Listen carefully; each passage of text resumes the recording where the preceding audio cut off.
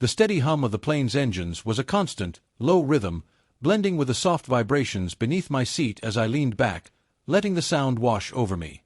It was one of those rare moments of tranquility that only existed thousands of feet above the earth, removed from the chaos of the world below.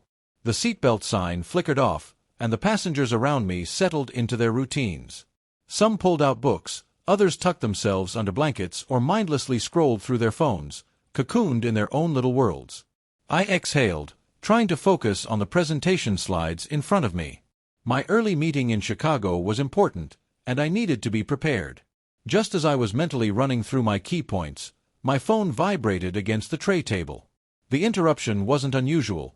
People often lost track of time zones and flight schedules. But when I glanced at the screen, an immediate unease tightened in my chest.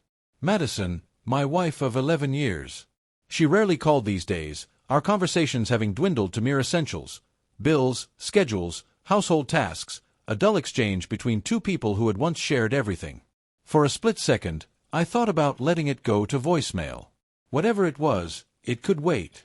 But something inside me, an instinct I couldn't ignore, made me swipe the green button. "Hey," I said, my voice lowered slightly to avoid drawing attention to the private conversation. Her voice came through the speaker, smooth, almost too smooth. "Jason, I wanted to let you know I've made a decision." I sat up straighter, the hairs on the back of my neck prickling. A decision. My pulse quickened. This wasn't her usual, indifferent tone. There was an edge to it. Something final. "Yes," I replied, though my heart was already pounding. "I've decided to get married," she said, her voice almost casual. For a moment, I couldn't process the words. "What are you talking about?" I managed to ask, struggling to understand. "We're married." She let out a soft laugh, but it was empty, hollow, a laugh that carried no warmth. "To someone else. I've been seeing Daniel." "You've met him?" "My boss." The words hit like a punch to the gut, knocking the air from my lungs. My grip on the armrest tightened, my body rigid as I struggled to breathe. "What?" My voice barely made it past my throat. "We've been serious for a while now," she continued, her tone disturbingly matter-of-fact. "I've sold the house and moved my things out. You'll need to find somewhere else when you get back." The brutality of it all struck me like a sledgehammer, the complete and utter destruction of everything we had built together. But instead of falling apart, I felt an eerie calm. A stillness settled over me as my mind processed her words with cold clarity. "All right," I said, my voice even, betraying nothing. The word was simple, composed, controlled. There was a pause, and I could hear her confusion on the other end. "That's all you have to say?" "Yes," I replied, the finality in my voice unyielding. Without waiting for a response, I ended the call. My hand shook slightly as I turned toward the window. The city lights below blurred into streaks, but my mind was elsewhere, trapped in a loop, replaying Madison's words over and over. All along, hadn't I seen the signs? Late nights at the office, guarded conversations on the phone, a growing distance between us that started small but had spread like a chasm. Daniel's name had slipped into conversations too many times, casually dropped in as if I wouldn't notice. "Daniel thinks we should shift the project deadline. Daniel says I'm crucial to the team." I had brushed it off, never once suspecting that she was preparing to burn our life to the ground. But the house, selling the house, that had been the final straw. That wasn't just betrayal. That was an execution. Yet, she'd made one crucial mistake. She had assumed I would simply roll over and let her take everything. The plane touched down at O'Hare Airport just before dawn, but I barely registered the descent. My thoughts were still stuck, spinning endlessly. The weight of what had just happened was still too fresh, too raw. The moment I stepped off the plane, I pulled out my phone and dialed Julian. "Jason, do you know what time it is?" His voice was thick with sleep. "It's urgent," I said, my voice sharp as I walked briskly through the terminal. "Madison says she sold the house." There was a beat of silence before Julian's voice became fully alert. "She says she sold it, or she actually did. That's what I need to know." "Meet me at my office in an hour," he replied, already focused. "I'll dig into it." By the time I arrived at Julian's law firm, the sun was just beginning to rise over the Chicago skyline.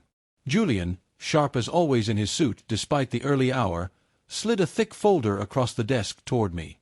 "The house is still yours," he said, his voice steady. "She may have started the process, but no reputable firm would finalize the sale without your signature. Since your name is the only one on the deed, she has no legal ground." I let out a breath, feeling the first wave of relief since that phone call. "Exactly," Julian confirmed. "But if she's trying to push this through, we need to move fast." A slow, deliberate smile tugged at the corner of my mouth. "Then she doesn't know it's still mine," I said, leaning back in my chair. "Let's keep it that way for now." Julian arched an eyebrow. "Jason, what are you planning?" "I'm not planning anything," I replied, my tone unreadable. "I'm just protecting what's mine." For the next several hours, we worked through every legal safeguard I could implement. Joint accounts were frozen, business assets secured. If Madison thought she was going to walk away with a fortune, she was in for a rude awakening. By the time I returned to my hotel room, the weight of what had happened began to settle in. The betrayal, the deception, the cold, calculated way she had dismantled everything we had once built.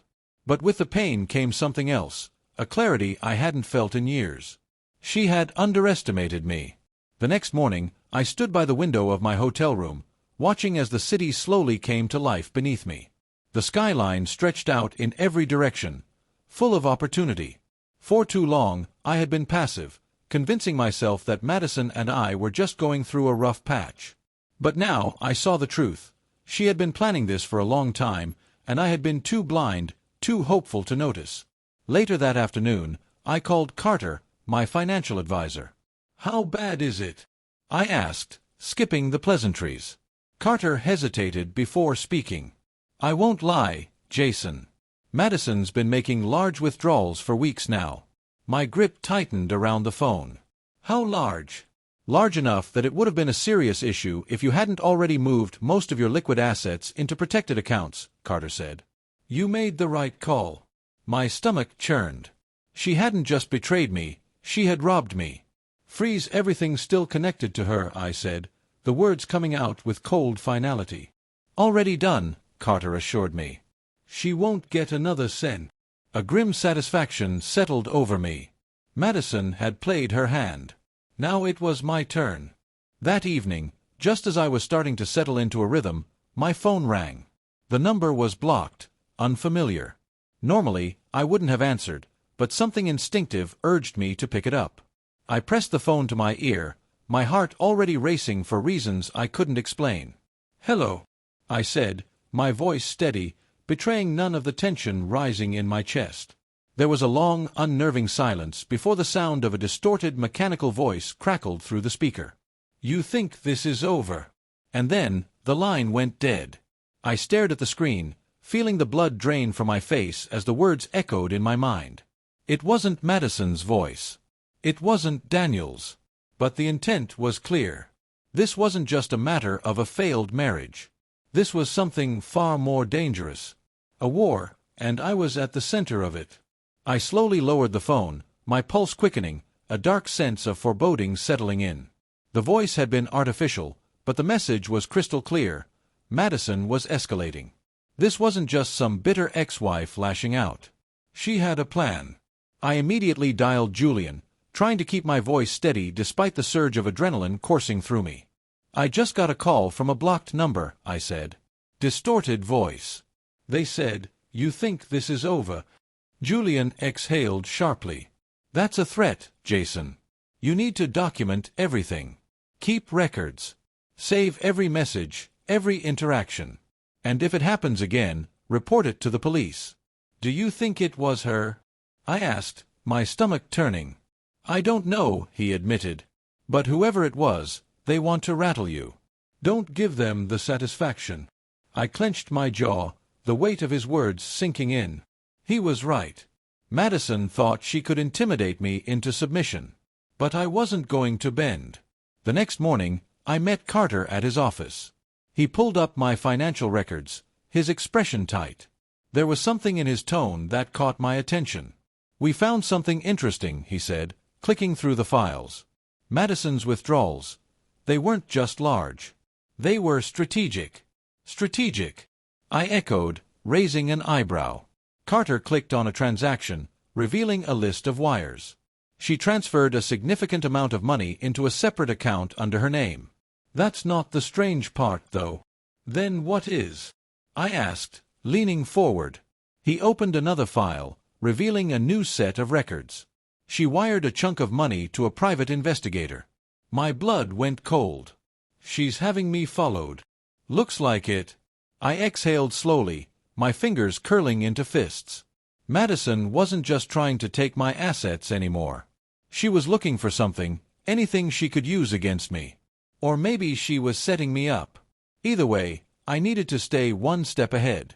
That night, I returned to the house. It still smelled faintly of her perfume, a lingering trace of the life we once shared. I walked through each room, taking in the empty spaces where her things had been, the subtle changes she'd made before leaving. It was as though she'd tried to erase me from this place. But I was still here. I was still standing. I poured myself a drink and sat in the living room, going through my next steps. I had secured my finances, blocked her from touching my assets, and legally ensured the house was still mine. But now, she was playing dirty. If she had hired someone to follow me, I needed to know what she was after. The next morning, I parked a few blocks away from my office and took a different route on foot, scanning my surroundings. That's when I saw him. A man in an unmarked sedan, parked just far enough away to not attract attention. I pulled out my phone and took a discreet photo, then made my way toward his window. He didn't expect me. "Hey, buddy," I said, knocking on the glass. "You want to tell me why you've been sitting outside my office?" The man blinked, caught off guard, before letting out a heavy sigh. "Look, I'm just doing my job. Madison hired me. Not my place to say." His silence confirmed it. I turned and walked away without another word. Later, when I told Julian about the encounter, he nodded, his expression thoughtful. "She's panicking," he said. "That means she's either running out of options, or she's about to make a worse move." I wasn't wrong. 3 days later, I came home to find the front door slightly ajar. My stomach churned as I stepped inside. The living room was untouched, but as I moved deeper into the house, I noticed drawers pulled open, papers scattered across my desk. Someone had been here. I pulled out my phone and called the police. "There's been a break-in," I said, keeping my voice steady as I waited for the officers to arrive. I checked the security cameras. The footage was grainy, but there was no mistaking the figure slipping into the house 2 hours earlier. It was Madison. When the officers arrived, I showed them the footage. "Do you want to press charges?" one of them asked. I hesitated. Taking legal action would escalate things, but if I let it slide, she'd see it as a weakness. "Yes," I said firmly. "I want to press charges." The officers took my statement and assured me they'd issue a trespassing notice. As they left, I stood in the middle of my living room, exhaling slowly. Madison had crossed a line. She had lost control, and now she was grasping at anything she could to undo what she had done. But it was too late. She had already lost. 2 days later, Julian called. "She's in trouble," he said. "What do you mean?" I asked, already bracing myself for more bad news. "She got caught forging documents related to the house sale," Julian said. "That's a felony." I let that sink in. Madison had been so desperate to sell the house behind my back that she had resorted to forgery. "What happens now?" I asked, my voice cold. "She's looking at serious legal consequences," Julian replied. "And if I were you, I'd keep my distance. She's unraveling." That evening, I got another call from an unknown number. This time, I answered it. "Jason," Madison's voice came through, shaky, unsteady. "We need to talk." I almost laughed. "We're way past that." I made a mistake," she said, her voice breaking. "Yeah," I replied, my tone icy. "You did." I hung up and blocked the number.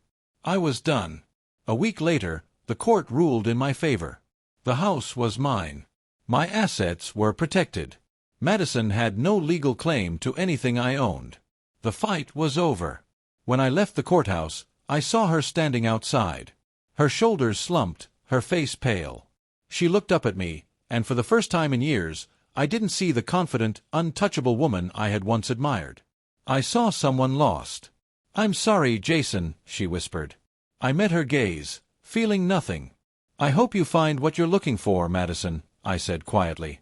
And I turned and walked away. Over the next few months, I focused on rebuilding my life. I traveled, expanded my business, and reconnected with people who truly mattered. The house, once a battleground, had become my sanctuary. One night, standing on the balcony, I looked out at the Chicago skyline, feeling something I hadn't felt in years. Peace. Madison had tried to destroy me, but all she had done was set me free. I had won. And for the first time in a long time, I was truly living again.